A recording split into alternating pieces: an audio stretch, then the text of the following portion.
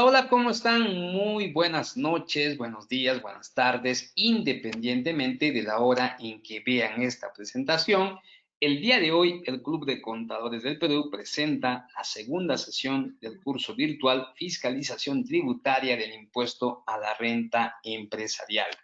Tenemos ya en plataforma a la doctora Mary Bamón de Quinteros, abogada por la Pontificia Universidad Católica del Perú, gerente de la firma de impuestos BIB Abogados y Contadores, ex asesora del Tribunal Fiscal y ex asesora de la Gerencia de Servicios al Contribuyente de la SUNAT. Doctora Mary, ¿cómo está? Muy buenas noches, un honor tenerlo en plataforma. Tiene usted el micrófono habilitado. Iniciamos nuestra sesión del día de hoy. Muy buenas noches, Edu. Muy buenas noches a todos nuestros participantes, asociados y aquellos que están participando como invitados a este curso. Como bien dijo Edu, hoy tenemos nuestro segundo y último día de este curso virtual, Fiscalización Tributaria del Impuesto a la Renta.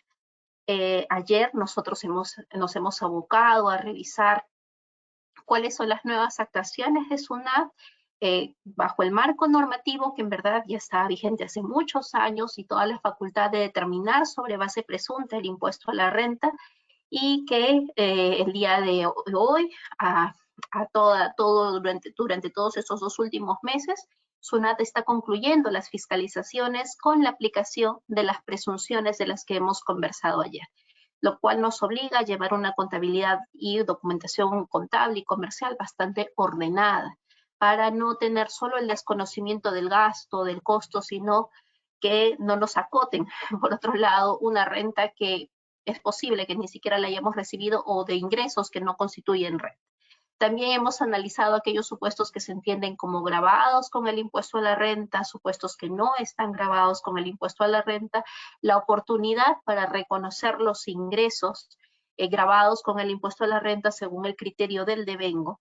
Y por otro lado, hemos analizado estos ajustes a los ingresos que solemos realizar a través de la emisión de notas de crédito, sean estas por anulaciones, los requisitos que establecen la norma tributaria para emitir una nota de crédito por anulación del comprobante de pago, y también las notas de crédito cuando se otorgan devoluciones o descuentos, qué requisitos existen y si es que pues no hemos acreditado que cumplimos con estos requisitos, simplemente esa nota de crédito se entiende no emitida.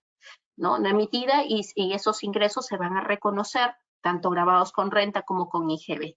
Y esto es lo que SUNAT está acotando, la observación suprema que nosotros tenemos que acreditarle cómo es que efectivamente nuestra documentación comercial se condice con nuestra facturación y hemos tributado en el momento oportuno estos ingresos y que si hemos hecho anulaciones, que realmente se traten de operaciones anuladas y no que hemos diferido ingresos, ¿no? Que es el diferimiento de los ingresos es lo que está cuestionando SUNAT, porque puede que no incida en la determinación de la renta anual, pero sí incide en el pago a cuenta. Y hay allí intereses, hay multa por la infracción del artículo 178, número 1, por el pago a cuenta que se omitió.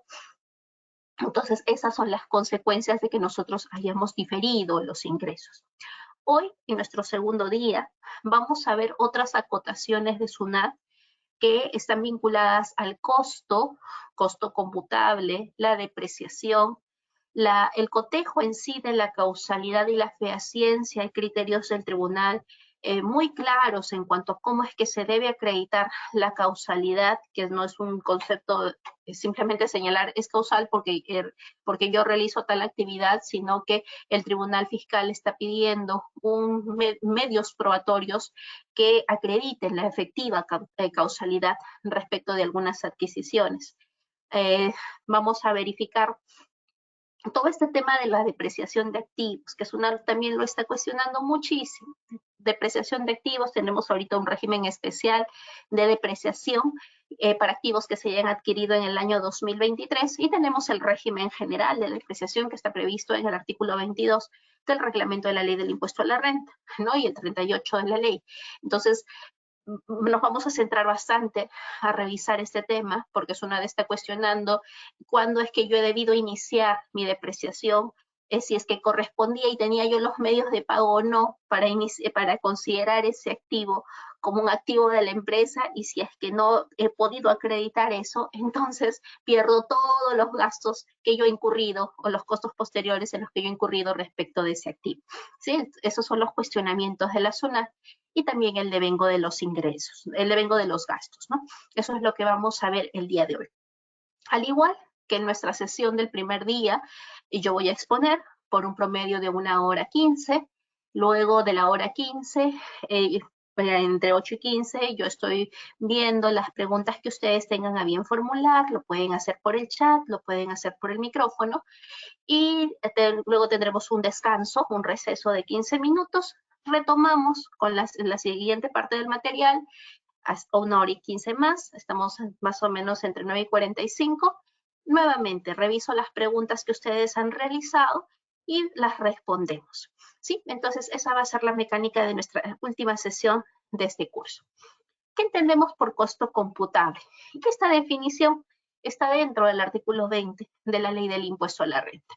Por costo computable, la Ley del Impuesto a la Renta nos dice es el costo al que tú has adquirido, es el costo de producción o es el costo de construcción. Vemos que dentro de esta definición de costo computable, que no es otra que el valor en libros, ¿no? Es el histórico, el costo histórico de la adquisición de los bienes, entonces es que nosotros vamos a tener en cuenta. ¿Qué pasa si es que nuestro costo en el tiempo se ha revaluado, o nuestro costo en el tiempo de las existencias de los activos pueden haber perdido valor? Obviamente que de un activo va depreciando, y de mis existencias por circunstancias de que son productos pues que ya pasaron, ya son productos que no se venden en el mercado. Un ejemplo típico, las mascarillas. En el año 2020, pues una caja de mascarillas costaba hasta 60 soles y ahora no cuesta ni 7 soles. Entonces, en el tiempo van perdiendo valor. ¿Cómo es que yo puedo afectar este costo computable para efectos tributarios? Porque para efectos contables sí existe el concepto de la desvalorización de existencias, existe el tema de que yo puedo, incluso si es que mi activo se revaluó, yo puedo revaluar los activos, pero para efectos tributarios yo siempre debo considerar el costo histórico. Y además debe tratarse de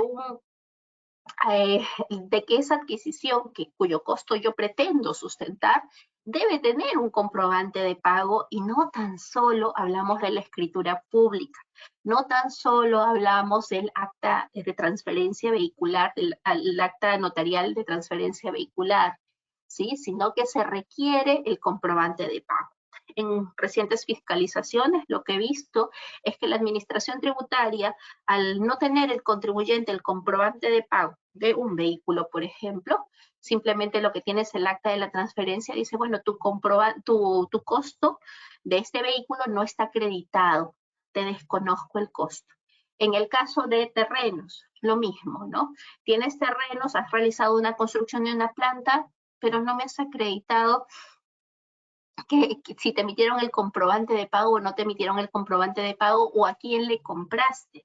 Dependiendo a quién le compraste, si le compraste a una persona jurídica, esa te debió emitir el comprobante de pago. Si le compraste a una persona natural, habrán otros mecanismos, dentro de ellos sí se encontrará la escritura pública.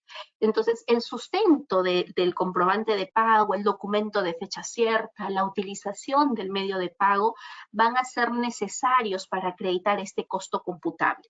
Y además, que si es que estamos hablando de bienes que he adquirido hace más de 5 años, de igual forma, en la medida que yo mantenga su depreciación a la fecha, tengo que conservar esos documentos que acrediten la adquisición de esos activos.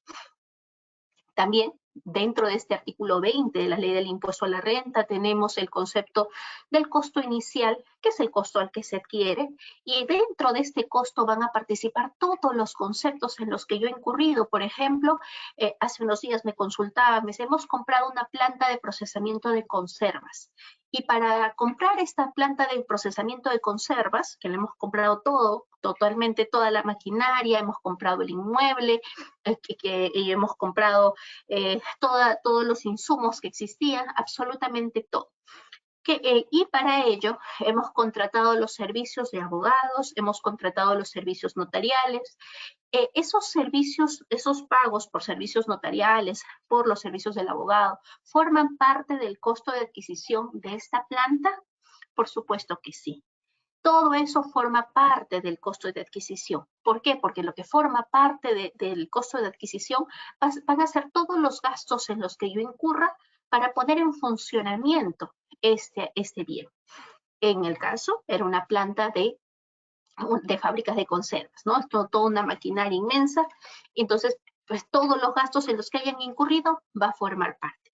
Pero ¿qué no forma parte? Los intereses. Si es que yo me presté de un banco para comprar esa planta de conservas, pues esos intereses no forman parte de ese costo.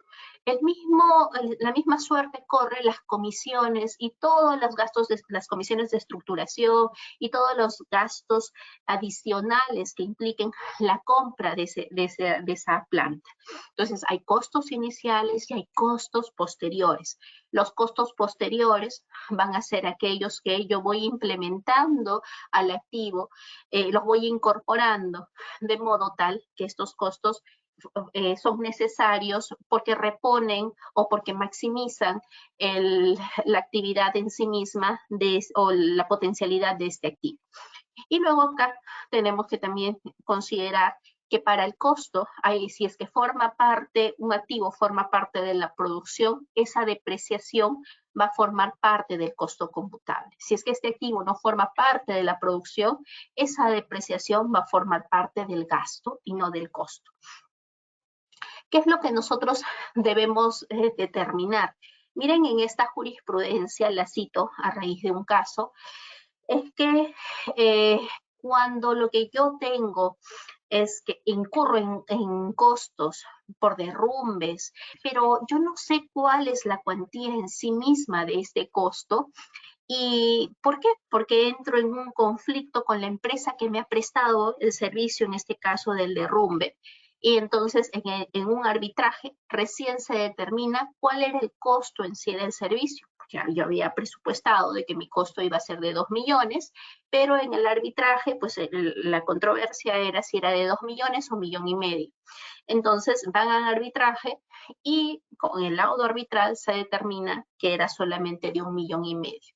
Cuando hay un diferimiento de costo, y este diferimiento de costo se realiza porque no puede ser estimado confiablemente cuál fue el monto de este costo, el Tribunal Fiscal ha señalado de que eso lo vamos a tener en cuenta como un gasto. Lo vamos a pasar como todos estos costos del contrato, los vamos a reconocer como un gasto. ¿Y gasto de qué periodo? Va a ser un gasto del periodo en el que recién yo cuente con ese laudo arbitral, ¿no? El laudo arbitral sustituye a la sentencia. Entonces, miren, esta jurisprudencia muy interesante nos dice, bueno, aquellos costos que tú no los puedas determinar, porque hay una contingencia ahí respecto de la cuantía del valor, puedes pasarlo como un gasto, ¿no? Puedes pasarlo como un gasto. Los costos de financiamiento. Nuevamente aquí, esta es una RTF del año pasado, lo que se pregunta es, esos gastos, estas comisiones de estructuración, estos costos de financiamiento en sí que están atados a los intereses, y yo me he prestado para adquirir un activo, y entonces lo que tengo son varios costos del financiamiento, y dentro de ellos están estas comisiones, las comisiones de estructuración. Esto, ¿cuándo yo lo voy a deducir? ¿Cuándo es que yo voy a poder aplicarlo? ¿Cuando se genere el ingreso o lo voy a pasar como un gasto del ejercicio en el que se incurra? ¿Sí? Entonces aquí el Tribunal Fiscal dice, bueno, si es que estamos hablando de costos de financiamiento, para efectos tributarios hay que pasarlo como un gasto y no lo vas a imputar como un costo. ¿Sí? Todo lo vinculado al financiamiento, pásalo como un gasto. Por otro lado, tenemos el método de evaluación de las existencias. Dentro de la normativa tributaria nos permite que nosotros elijamos los métodos de evaluación de existencias. Y también nos permite que podamos solicitar el cambio del método de evaluación de existencias. Pero nos pone un límite, nos dice, si es que tú vas a cambiar tu método de evaluación de existencias, pues que quieres seguir utilizando el método promedio ponderado, entonces lo que está permitido es de que utilices el método ponderado para todas tus existencias, pero no me puedes utilizar dos métodos de evaluación de existencias para unos bienes y otro método para otros bienes, sino que en general tu cambio de método de evaluación de existencias tiene que afectar a la totalidad de tus existencias y no por determinados tipos de bienes, porque la norma lo ha señalado como algo, como una proscripción, ¿sí? O sea, puedes solicitar tu cambio, pero debes mantener la uniformidad de cómo es que tú evalúas tus existencias. Miren esta jurisprudencia, justo a raíz de un caso de una fiscalización en la que una empresa había adquirido hace muchos años varios lotes, bueno, esas veces eran hectáreas de zona rural, y entonces lo único que tenía era una escritura pública, y en esa escritura pública pues decía que cuántos lotes había adquirido. En esa escritura pública de hace tantos años atrás, hablamos del año 2004, no se había acreditado el medio de pago que se había utilizado. Entonces, ¿qué es lo que decía la SUNAT? Bueno, tú has efectuado una construcción en ese terreno, ¿no?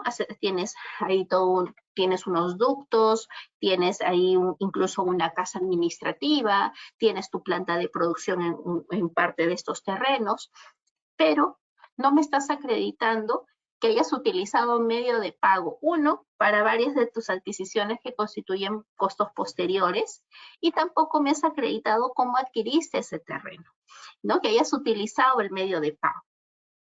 Entonces, te desconozco el costo del terreno, te desconozco porque si bien es cierto, tú has formalizado mediante escritura pública, pero no me has acreditado el uso del medio de pago.